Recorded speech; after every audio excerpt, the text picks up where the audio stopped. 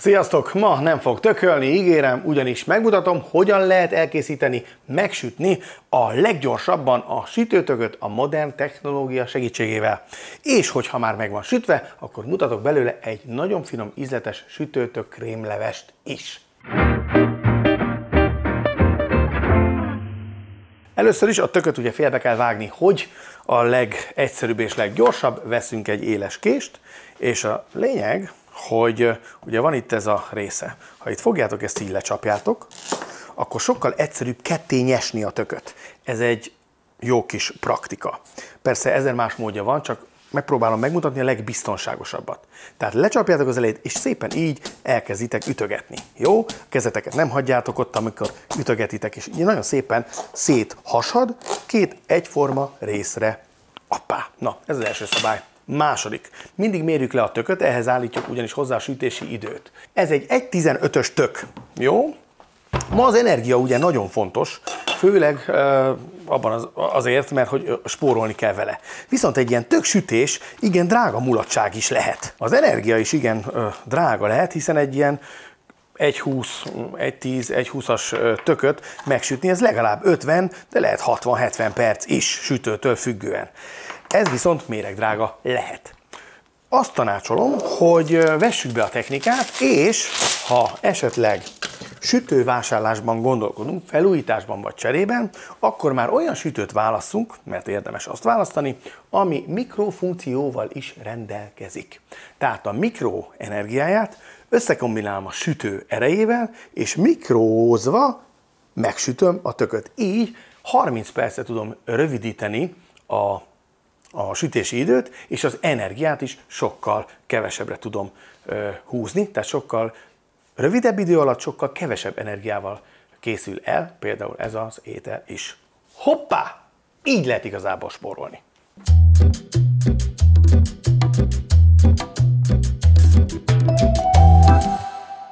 Miután zsírpapírra raktuk a tököt, egyedül csak is sóval szórjuk meg. Semmi más nem kell rá. A só mennyisége körülbelül egy teáskanálnyi mennyiség. Se cukrot, se mézet, se fűszert ne rakjunk rá, mert megéghet. Na, íme a mikrosütő. Tehát mikro és sütő egyben. Így néz ki, hasonló a méret egyébként, mint egy sütő, egy picit kisebb. És van benne grillező rész, van benne légkeveréses funkció, az egész fém, és itt fog elkészülni tehát a tök. Jöhet bele a sütőtök, csak így egyszerűen a papírral, hogy ugye ha lecsapog a lé, akkor onnan menjen, becsukjuk az ajtót, és akkor most a következő. Tehát itt van a kézi funkciókon belül, van olyan, hogy hő, légbefúvás és mikro. Ezt kell választanunk, és besöpörjük egyből olyan 160 fokra, így. Ennyien fog a sütő dolgozni, a mikrót pedig 350 watton fogjuk üzemeltetni. Innentől viszont a gép már maga fogja beállítani egyébként a idő megadása után azt, hogy hogyan kombinálja ezt a kettőt. Elindítjuk, itt van, hogy el lehet kezdeni a folyamatot, és pak! Elindítjuk, így a bent lévő sütőtök 30 perc alatt megpuhul és megsül. Természetesen a magokat sem fogom kidobni, kiterítem ugyanúgy egy ilyen kis zsírpapírra, megsózom, hoppá, és jöhet a csere. A magokat berakom, a tököt pedig kiveszem. Oh. Aha. Na, hát nézzétek meg. Hát így néz ki. Ja, kicsit megrodjant, ugye, itt, de hát nagyon kellemes, nagyon finom illata van, és hát nézzétek meg. 30 perc alatt elbánt a kicsikével, ami azért teljesen jó. A magokat, hát ez körülbelül olyan, hát ilyen mennyiségű magot 2 perc, mikrózás, 900 watt. Erre a programra kell tenni, és akkor nincs vele gond, tehát most csak mikrót használok. Mikrohullám, 900 watt, és mit mondtam, hány másodperc? 2 perc. Az 20, az nem jó, vissza. Igen, túl gyors voltam. Tehát 2 perc. Jó, gyerünk. Addig pedig lássuk, hogy hogyan is készül a leves. Akkor vegyük is szemügyre a tököt. Na nézzétek meg, mennyire lágy és krémes lett. Oda nézz. tele nedvességgel, tehát ilyen esetekben nagyon jól látszik, hogy nagyon jól működik, amikor a mikro kombinálva van a sütővel, és ez nem csak a zöldségeknél, vagy a sütőtöknél, vagy például a burgonyánál működik, hanem a húsoknál, a halaknál, egy szóval majdnem minden ételnél. Tehát tudunk időt spórolni, és ez az időspórolás, ami egyébként energia megtakarítással is jár, nem megy a minőség rovására.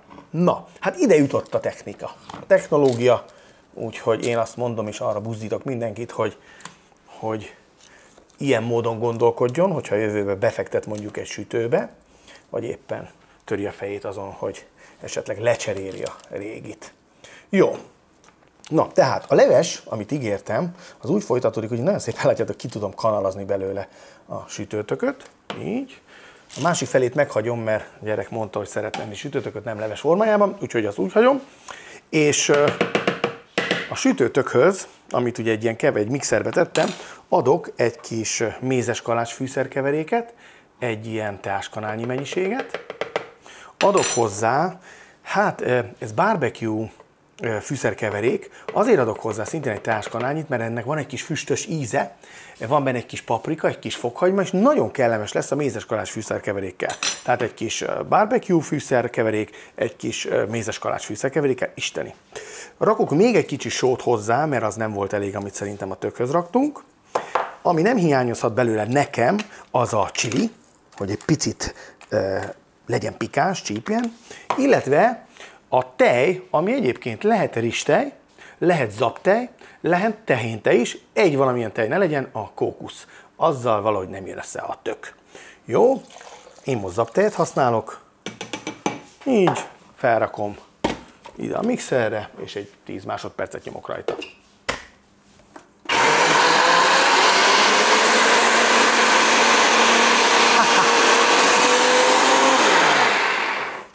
És ennyi, kész van a leves.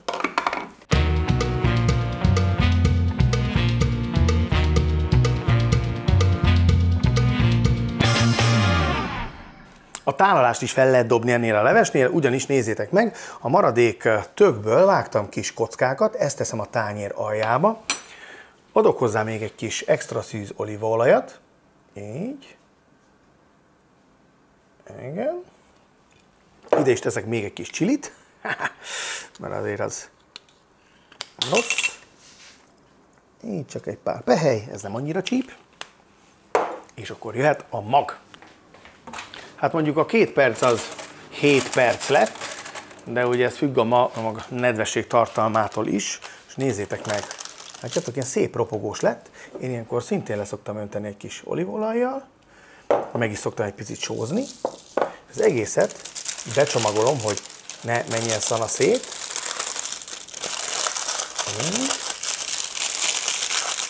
Ezt egy kicsit összetöröm. Így. Figyeljetek el, jó technika. És akkor ezt fogom a leves tetejére szórni. Na, nézzük a levest. Íme. Kellő sűrűségű, és jöhet. Aha, de habos, de krémes. Így. És jó sűrű is, jöhet rá tetejére. A pirított mag, ez az, ami majd ropogni fog. Így, tele vitaminnal, gyors, egyszerű, és szerintem ötletes is. Aki nem bírja ki, egyen hozzá egy kis csabattát vagy kenyeret, de megmondom őszintén, így összekóstolva, ezzel a habos krémes állaggal, a sütőtököt, a csilit, illetve a friss olívaolajat, páratlan harmónia, még akár az ünnepekre is.